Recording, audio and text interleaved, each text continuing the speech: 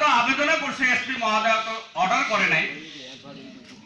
তো সাফিউল উল্লেখ করার মতে যে ওই মহিলার যদি পুনরায় এই বাড়ি নিয়ে আসা হয় তা পুনরায় হয়তো এরকম ঘটনা ঘটতে পারে, অন্যথা ওনারা নিজেই কিছু করিয়া এনাদের ভাইয়ের উপরে অভিযোগ আনতে পারে আর এনাদেরকে সবাইকে জেলে রাখিয়া এই বাড়িতে রাজত্ব করার একটা প্রস্তুতিও চালাইতে পারে, এটা আমার ধারণা।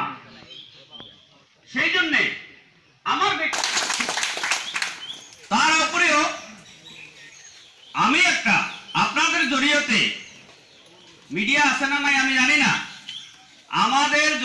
আমি আপনাদের জড়িয়েতে একটা ডিমান্ড রাখতে চাই যে যার উপরে সন্দেহ হয়েছে তার ইন্টারপ্রিটেশন করুক পুলিশ ইন্টারপ্রিটেশন করুক, আসল দুষ্কৃতিকারী তাহলে বাড়ায় পড়বে। কিন্তু আমরা দেখা পাইছি এবং শোনা পাইছি যার উপরে অভিযোগ আনছে সেই অভিযোগকারী বেশ বাবুর মতন বসায় রাখিয়া তাকে থানার থেকে রিলিজ দেওয়া হয়েছে। এটা যুক্তিসঙ্গত নয়, পুলিশের এটা কাম না।